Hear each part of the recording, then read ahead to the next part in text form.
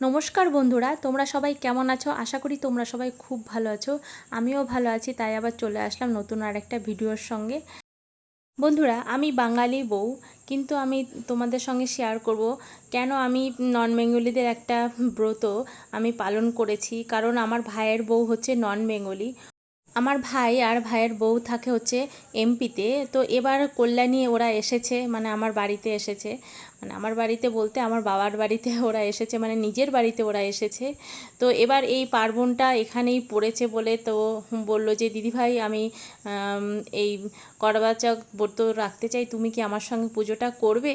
তো আমার খুব ভালো লেগেছে শুনে, কারণ পুজো দেখো, ঠাকুরের আরাধনা করা এখানে কোনো নন বেঙ্গলি বা বাঙালি কোনো ব্যাপার নয়। দেখা যায় বাঙালিদের পুজো আর ওদের পুজো অনেকটাই আলাদা। বেশ ভালো লেগেছে। সকাল থেকে বন্ধুরা না খেয়ে এক ফোঁটা জলও পর্যন্ত খাওয়া যাবে না, খুব নিষ্ঠাভাবে এই পুজোটা করতে হয়। কার জন্য?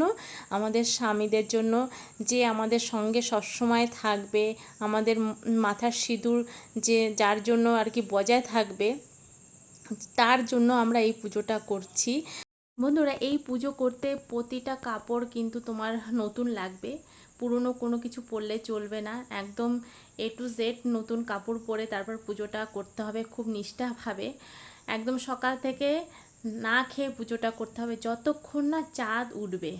তারপরে যদি মেঘ আকাশে আসে তাহলে তো চাঁদ দেখা হয়েই গেল, অপেক্ষা করতে হবে। কিন্তু আমাদের কপাল ভালো, পুজো সারতে সারতেই কিন্তু চাঁদ উঠে গেছে। তো সেই চাঁদ দেখার ভিডিওটা বন্ধুটা তোমাদের কাছে শেয়ার করতে পারলাম না, খুবই দুঃখজনক। ওই জায়গাটা আরও বেশি সুন্দর ছিল। তো দেখো, করবা চৌথ মাকে আমরা পুজো করছি, খুব ভালো লাগলো পুজোটা করে। তো আশা করি এই পুজোটা তোমরাও একবার হলে ট্রাই করতে পারো আমার মতো, যদি স্বামীর মঙ্গল কামনা চাও তোমরা, তো এই পুজোটা করতে পারো।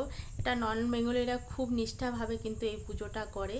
তো আমি আজকে ওর সঙ্গে এই পুজোটা করে আমার খুবই ভালো লাগছে, কারণ এটা প্রিয় মানুষের জন্য পুজো করা। যখন সকাল থেকে না খেয়ে পুজোটা করা হয় না বন্ধুরা, একদমই মনে হয় না যে তুমি না খেয়ে থাকবে, কারণ একটা ভক্তি অন্যরকম থাকবে যে আমি একটা ভালোবাসার মানুষের জন্য এই পুজোটা রাখছি, এই ব্রতটা রাখছি। খুব ভালো লেগেছে ওর সঙ্গে পুজো করে। তো বন্ধুরা, আজকে নতুন একটা পুজোর অভিজ্ঞতাটা তোমাদের কাছে শেয়ার করলাম, আমার খুব ভালো লাগলো। বন্ধুরা, এই পুজো করার পরে করবা চৌথ মাতার ব্রত কথাও শুনতে হয়, যেটা আমার ভাইয়ের বউ হিন্দিতে আর কি, বইটা যেহেতু ভাইয়ের বই পড়েছে, আমি হিন্দি অতটা ভালো পারি না, মোটামুটি পারি। কারণ 11-12-এ আমার সংস্কৃত ছিল ঠিকই, কিন্তু এখন অতটা মনে নেই। বন্ধুরা, এই ঘটির উপরে লম্বা লম্বা গাছগুলো দেখতে পাচ্ছ না, এগুলো কিন্তু কাশফুল, যেগুলো হচ্ছে শরৎকালে ফোটে। তো এগুলো অনেক আগের থেকেই তুলে রাখতে হয়, তুলে শুকাতে হয়, তারপরে এই পুজোর কাজে ব্যবহার করা হয়।